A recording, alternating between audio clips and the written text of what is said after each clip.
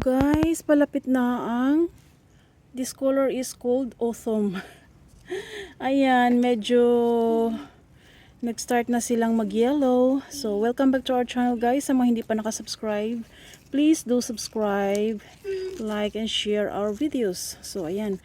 Kangkong guys, binili ko ito sa supermarket. Tapos, yung puno, yung hindi pwedeng gulayin, tinanim ko. Ayan, nakailang harvest na rin ako dyan. Then, hindi na ako lugi sa pagbili ko at nakailang harvest na ako. Kaya na umaga nag-harvest din ako. And today's videos guys, video is magluluto po ako ng ampalaya mula sa aking garden. Ipapakita ko po sa inyo kung gaano po kasarap ang luto ko na very simple lang ng ampalaya. So, hindi siya mapait na way ng pagluto. So, please watch until end and please do subscribe my channel. So, ito na yung scenario ng kamatis. Actually, pwede naman yung kanyang bunga pero hinayaan ko na lang. Matamis to guys, yellow talaga siya. Hinayaan ko na lang. Ayan, sira na. Ayan. Na overripe na sila. Hindi ko na talaga nagagalaw, hindi ko na nasikaso. So, marami din akong napitas sa aking by Friday, anuhin ko na to. Liligpit ko na yan. So, liligpit, tatanggalin ko na kasi magtataglamig na. Tapos, ang aking native na ampalaya, nakailang pitas na rin ako. At kahit maliit lang siya guys, masarap siya. So, watch until end sa ating vlog if how I cook my simple ampalaya na mayroong maliit na shrimp, maliit na hipon. So, ayan, may bunga pa. Ayan. Tapos meron din dito. Native lang siya guys, for green carton purpose lang siya. Pero sayang kasi yung bunga itapon. So, kinakain namin. So, ayan. 3 piraso ang naharvest. Dito hindi natuloy. Nag-yellow siya. Nag-yellow yung isa. Slim na slim. So, then ang aking sili. Ayan, parang asarap gulayin ng dahon. Nagiging active ulit yung dahon niya kasi medyo nag-light na yung hindi na umaabot ng 38 degree, ganun. So, yan, may mga bunga pa rin yan. Yan, may mga bunga pa rin yan. Kahit paano. Meron lang siyang bunga na sobrang anghang. Kaya nadala ako. Kasi ito sweet chili ito Tapos may maanghang palang bunga.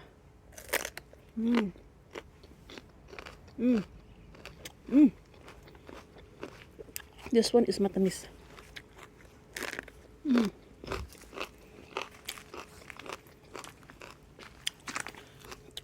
Isang piraso lang na buo ng aking Japanese orange or mikan. Tapos lemon ko isang piraso lang din. Ang dami-dami nun. Tapos isang piraso lang na buo. Kuripot. So, please keep watching until end, guys. Guys, ito na po siya, guys. Ang ating na-harvest na ampalaya.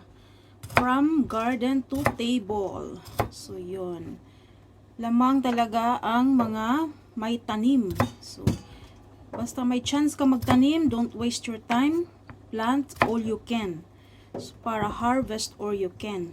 Lalo lang ngayon, na mahal na talaga ang mga bilihin. So, kailangan mo talagang mag-isip ng paraan para makatipid. So, yun. At the same time, kasi sobrang init ng summer dito.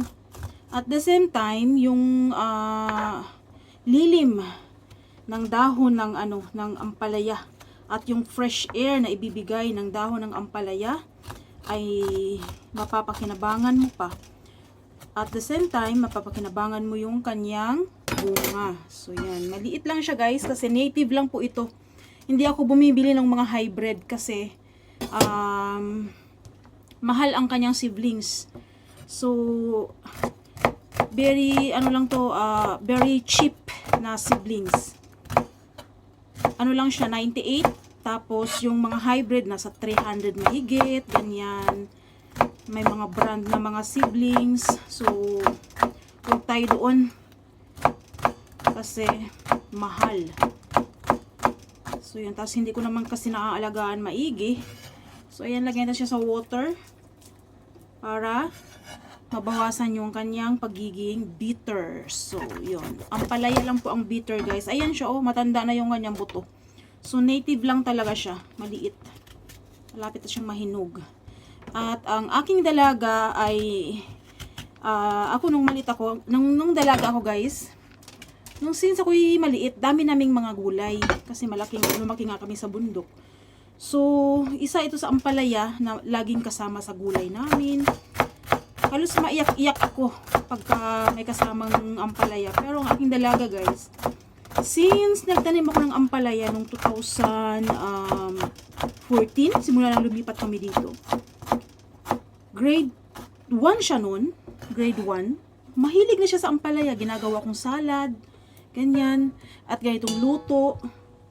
Pagka summer na wala siyang nakitang nakalambitin dyan, sabihin niya, nagtanim ka ba ng ampalaya, ma? Sabi niya ganun sa akin. Sabi ko, nagtanim, kaya lang hindi pa nga siya umangat, ay hindi pa umakyat yung kanyang hindi pa nagbunga, kumbaga.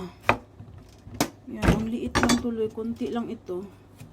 Kaya nakakatuwa, nai-inspired ako magtanim ng ampalaya dahil hindi lang ako ang kakain, pati yung dalaga ko kumakain. Kahit anong uluto ng ampalaya, pinakagusto niya itong lutong ganito. Tapos yung salad. Ayan. Ganyan lang siya, guys. At hanggang ngayon, kumakain siya ng ampalaya. Tapos ito yung ihalo ko. Maliliit siya na hipon. Fresh siya, fresh. Or parang hindi siya boiled. Parang inismoke lang nila. Tapos, 3 eggs. Tapos, sa eggs na ito, so, ito yung eggs natin. Eggs natin, ilalagay yung ating mga seasoning. Para mas mag-spread out siya sa ampalaya. So, sa eggs. Kasi ang eggs, mag-coated yan siya sa ampalaya. So, ang ampalaya, magkakaroon talaga ng lasa. Oyster sauce, salt and pepper. Then, liquid dashi. Hindi ito nawawala sa kusina ko. Liquid dashi and vinegar. Rice vinegar ang gamit ko ngayon, guys. Rice vinegar. Usually, apple vinegar. Kaya lang, nag-sale siya. Kaya, rice vinegar yung aking gamit. Tapos, saka mo siya i-mix. Nandyan yung ating seasoning sa eggs. Yan yung way ko ng pagluto. Para, yun nga, as I've said, makoted na all over sa ampalaya. So, habang nagigisa, hindi ako maglalagay ng seasoning. Nasa huli ko ilalagay yung itlog. Kasi pagka sobra sa salt, ang ating ampalaya, tendency niyan is magiging mapait. Ayaw ng ampalaya ng sobrang matapang na seasoning kasi mayroon na siyang sariling lasa. So, kailangan nating light lang ang ating i-seasoning sa kanya. Hindi masyadong maalat. So, yun. Keep watching. So, yan guys. Garlic only ang aking gamit sa aking ginisa na ampalaya. Then, follow the shrimp. So, on this part, ilagay na natin yung ampalaya. Ang ampalaya guys, ayaw niya ng overcook. Ayaw niya ng heavy na mga seasoning, especially maalat. Kasi hindi siya nagpapatalo. Lalo niyang lalakasan yung kanyang lasa. Kaya pagka maraming ilagay mong asin, katulad niyan, hilaw pa, lagyan mo siya ng asin. Tapos takpan mo siya, magiging mapait yan siya. So, lagay mo siya, tapos huwag mo siyang haluin, takpan mo siya within 2 minutes. So, ayan, 2 minutes after, medyo luto na yung bahagya niya. So, saka mo siya hahaluin para ma-mix ang kanyang panghalo. So, yan, green na green, ang ganda ng kulay. Tapos, on this part, saka mo ilagay yung, actually, hindi pa talaga siya malambot, no? So, habang niluluto ang itlog, kasabay ng pagluto din ng ampalaya. So, yun.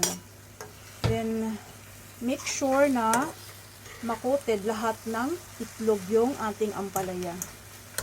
Para, as I've said, magkaroon ng lasa. So, wala akong nilagay na seasoning habang nagigisa. Nasa itlog lang po yung seasoning ko. Yun, tapos pwede mo lang hinaan yung apoy para hindi masunog.